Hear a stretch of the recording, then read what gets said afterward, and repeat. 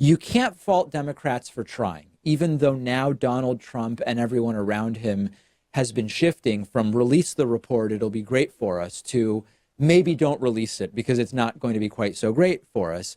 Democrats in the House are doing what they can to get an unredacted version of the report. And the House Judiciary Committee has authorized the approval of subpoena power to try to force the Justice Department to give him the report. This is a really big deal, but it's also, I don't want to overstate it. It's important to understand this is no guarantee that Democrats in the House are actually going to get that unredacted version of the report. What the House committee has done so far is authorize the chairman, Congressman Jerry Nadler, to use a subpoena to get the report if he wants to. And maybe it won't be needed. Okay, Chairman Nadler is saying he's first going to give William Barr the opportunity to change his mind and provide an unredacted report. If he doesn't, then the authorization has already been given to Nadler to use the subpoena power to try to get an unredacted version of the report. Before we even go into the analysis, this is why controlling the House matters. This was a party line vote in the House committee. Democrats control the House, meaning they control the committee. They had a majority. We might never get the full report, even with Democrats controlling the House. You can be sure that if Democrats did not control the House, we would have no chance of getting this report in close to an unredacted form. So that's a big deal. Now, it's not making as many headlines, but also important and approved are subpoenas for 5 former White House staffers that Democrats want to talk to. This includes Stephen Bannon, the Trump propagandist.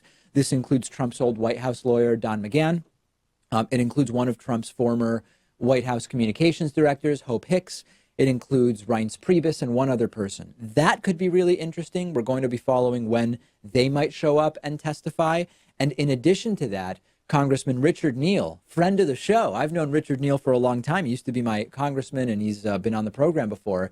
He is using a very specific method that tax-related committees have to request financial documents directly from the Treasury, and he has done so with some number of years of Donald Trump's tax returns. Whether the Treasury will turn them over, we don't know, but this is why it matters that Democrats control the House.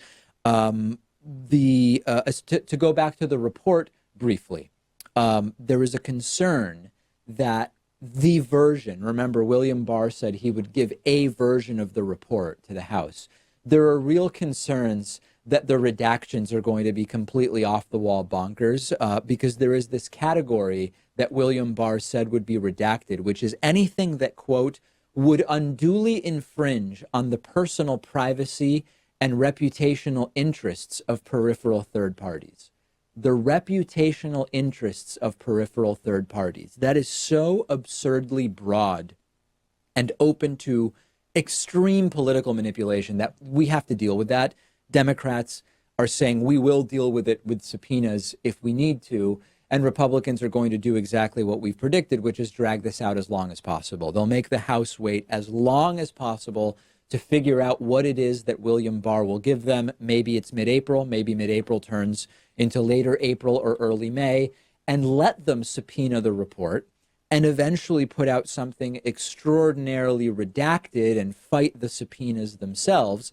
By then, it could be closer to 2020, which I want to remind you is why we vote. Once again, if Democrats didn't control the House, there wouldn't even be the possibility of a subpoena to get the report, since Republicans don't want it, and Republicans voted against it in the committee, which is reinforcing why what matters most right now is voting in 2020 to get these people out.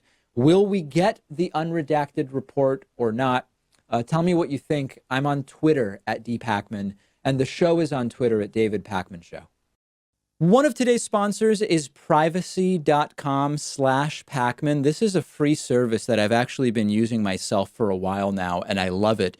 You just take a few seconds to link your debit card or bank account to privacy.com's mobile app or browser extension for Firefox and Chrome.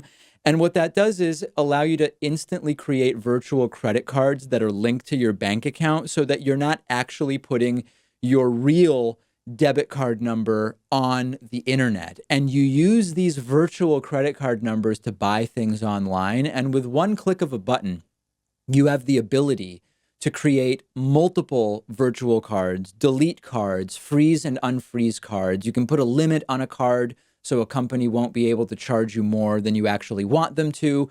And it protects you from being hacked. It protects you from companies being hacked, which we've been talking about for a while on the program.